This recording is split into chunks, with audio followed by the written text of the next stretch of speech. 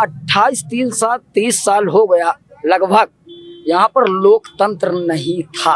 28 साल बाद फिर से इस धरती में बदलाव होने वाला है, राजा की राजशाही जाने वाली है और गुलशन भैया की सरकार आने वाली। लड़ाई हम लोग लड़ते थे, विधायक हम बनाते थे, एक समाज का व्यक्ति मजा करता था, बाकी सारे लोग हम ऐसे ठाकुर जात की बात कर रहे हैं। मैं किसी जात की बात नहीं, आप समझदार हैं। लाल हरे झंडे लहराते हुए जय अखिलेश जय गुलशन के नारे लगाते हुए इन लोगों के चेहरे को नोट कर लीजिए।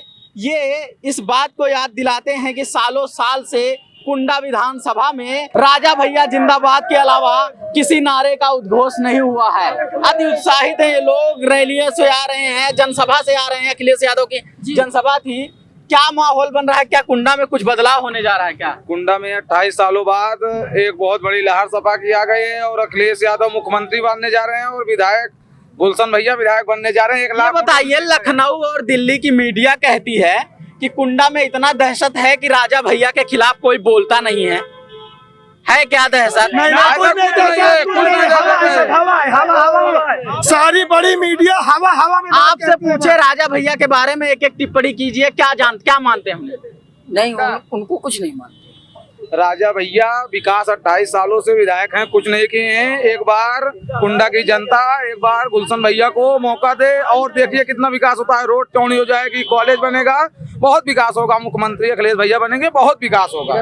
आपने कहा कि राजा भैया को क्या मानते हैं, तो अब मानने की बात आ गई तो मैं तो अपने राष्ट्रीय अध्यक्ष जी को मानता हूं। गुलशन यादव जी, छविनाथ यादव ही कुंडा को भय भ्रष्टाचार मुक्त समाज बनाने का काम करेंगे। कैसा भय है कुंडा में, वही हम जानना चाहते हैं। किस चीज का भय है? 30 साल हो गया लगभग, यहाँ पर लोकतंत्र नहीं था और लोकतंत्र बहाली का जो सुगबुगाहट शुरू हुई और जो उसकी शुरुआत हुई, इसकी शुरुआत राष्ट्रीय अध्यक्ष अखिलेश यादव जी ने किया और उन्होंने समाजवादी पार्टी को एक इतना टॉप क्लास का नेता दिया, आदरणीय छविनाथ यादव को जिलाध्यक्ष बनाया और स्थानीय होने के कारण गुलशन यादव जी को अपार जन समर्थन मिल रहा है। आपने एक और सवाल किया था कि लखनऊ और दिल्ली की मीडिया कहती है वहाँ कुछ नहीं होगा, तो लखनऊ और दिल्ली की मीडिया जो है बहुत झूठी और बिकाऊ है। स्पष्ट बातें तो आप लोग समाज में पहुंचा रहे हैं, मैं इसके लिए आपको धन्यवाद दूंगा। अभी आप लोग क्या पिछले चुनाव में किसके साथ थे, ईमानदारी से बताइएगा। और इस चुनाव में गांव गली में जब जा रहे हैं तो लोगों के क्या बोल बदले हैं? लोगों की यही पुकार, अब की बार गुलशन सरकार, अब की बार अखिलेश सरकार, और ये विकास चाहते हैं। विकास का कोई यहाँ नाम लेने वाला नहीं है, ना विकास कहीं है, आप खुद देख रहे हैं। जो लोग राजा भैया को वोट देते थे वो अचानक से कहाँ चले जाएंगे, हम ये जानना चाहते हैं। हाँ, बहुत अच्छी बात आपने कहा। जो ये वोट जाता था, ये समाजवादी पार्टी के वोट पे राज हुआ करता था। चूंकि हमारे राष्ट्रीय अध्यक्ष जी के गठबंधन में एक प्रकार से थे समाजवादी पार्टी, जब समाजवादी पार्टी में थे तो पूरी समाजवादी पार्टी इनके लिए लड़ाई लड़ती थी, मैं भी लड़ता था पूरी ईमानदारी से। लेकिन लड़ाई हम लोग लड़ते थे, विधायक हम बनाते थे, एक समाज का व्यक्ति मजा करता था, बाकी सारे लोग हम ऐसे। ठाकुर जात की बात कर रहे हैं। मैं किसी जात की बात नहीं, आप समझदार हैं। ये आप लोग बहुत डिप्लोमेटिक और बहुत अच्छे सभ्य भाषा में इसी तरह खेलते रहते हैं। हालांकि उसका नुकसान ये होता है कि बता दिया जाता है कि 86 में 56 एसडीएम यादव हैं और क्योंकि आप जाति का नाम नहीं लेते तब तक काउंटर हो नहीं पाता। और आप लोग बताइए, रोजगार है यहाँ कुंडा में? रोजगार कुछ भी नहीं है। जब से यहाँ के जिनको अखिलेश भैया ने टिकट दिया है, गुलशन यादव जी जब से कुंडा के चेयरमैन बने तब से कुंडा देखने लायक हो गया।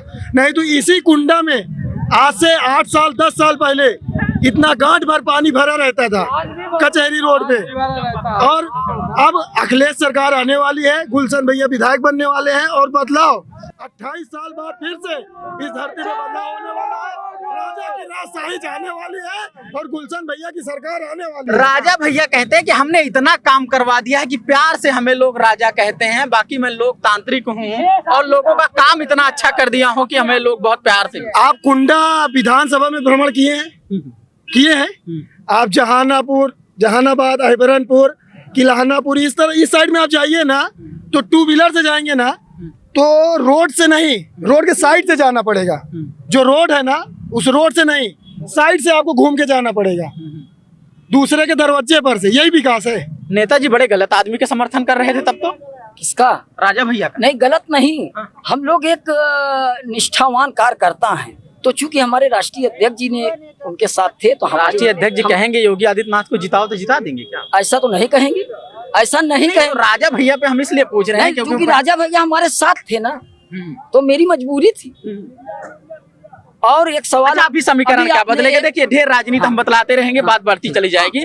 ऐसे कौन से समीकरण बदल जाएंगे कि अभी अचानक से राजा भैया हार जाएंगे जो 1-1 लाख वोट से जीतते हैं? समीकरण ये बदल जाएगा कि देखिए, जो जमीनी हकीकत है उसमें कहीं माननी जी का वोट हमें नजर नहीं आता, और मेरे पास थोक है एक पूरा लाट। वो लाट जो है वो बूथ तक जा पाएगा बिना डरे? बिल्कुल जाएगा। यही तो अब की हम भी नहीं समझ पा रहे हैं कि हमारा युवा जागा इतना तेजी से कैसे। इसमें योगदान माननीय इसके पहले जो आप दिल्ली और लखनऊ की मीडिया की बात कर रहे हैं, आप पत्रकार, आप भी हैं, वो भी पत्रकार हैं। आप आए हमारे बीच में, हम लोगों की बात सुने, लेकिन अभी तक कोई सुनने वाला नहीं था। आप सुने, आप छोटी मीडिया, लेकिन बड़ी मीडिया तक बात जाएगी, लोगों तक बात पहुंचेगी। लेकिन पहले कुछ नहीं होता था, हवा हवा में बात। अभी आप बीजेपी की बात करेंगे, राजा भैया ने अपना खुद दल बना लिया है।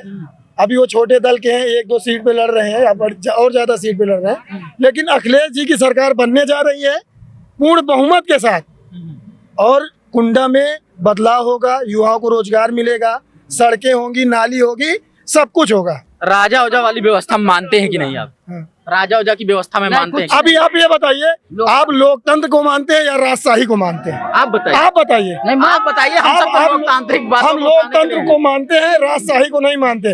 राजा का मतलब वो है कि अपनी प्रजा को बिठा के फ्री में खिलाए, उनका हर एक खर्चे का निर्वहन करे, तो वो राजा है।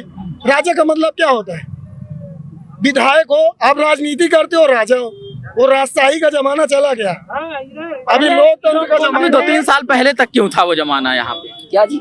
2-3 साल पहले तक ऐसा जमाना क्यों था? ये जो परिवर्तन की लहर हुई, लोकसभा 2019 से शुरुआत हुई है। अब 2019 में भी इस सीट पे सबसे ज्यादा वोट राजा को पड़ आप गए। मेरी बात तो जब सपा सुनेंगे, का समर्थन आप नहीं किया। मेरी बात सुनेंगे। 2019 के पहले किसी भी विधानसभा में किसी भी कैंडिडेट हो, शपथ उतारती नहीं थी, वो वोट कितना पाते थे, और समाजवादी पार्टी ने यहाँ कितना वोट पाया है, इसका जवाब दीजिए। मैं बस ये पूछना चाहता हूँ कि 2019 में तो खिलाफ में थे, 2019 में भी कुंडा क्षेत्र में तो ज्यादा वोट मिल गया। 2019 में हमारा वर्कर, हमारा कार्यकर्ता, हमारी पार्टी इतना स्टैंड एकाएक नहीं कर पाई, हमारे बूथ एजेंट नहीं बन पाए। और अब की तो हम लोगों ने बूथ एजेंट, बूथ कमेटियां बनाया, उसके साथ बूथ कितनी तैयारी है, क्या बदलाव होगा? एजेंट बना दिया, और वो सब खड़े रहेंगे, लड़ाई लड़ेंगे। आप बहुत तैयार हैं, 2 दिन बाद वो भी दिख जाएगा और 10 मार्च को नतीजे में दिखेगा। 100% साइकिल पे बटन दबेगा। ये युवा सब परेशान है, रोजगार नहीं है, बहुत परेशानी है, बहुत बेरोजगारी है। ये युवा पीढ़ी इतना, ये 5-6 सालों में इतना त्रस गई है कि क्या बताएं, कितना बहुत ज्यादा तकलीफ में हो गई है। बड़ी बेबाकी से अपनी राय रखी जा रही है और किसी को भी राजा मानने से इनकार किया जा रहा है। कहा जा रहा है कि लोकतंत्र में हम जिसे चुनेंगे वो राजा होंगे। यही होना चाहिए, यही मिजाज भी होना चाहिए किसी का, ना सिर्फ समाजवादी पार्टी के कार्यकर्ता, अन्य दलों के भी कार्यकर्ताओं को निडर होकर के अपनी बातों को रखना चाहिए।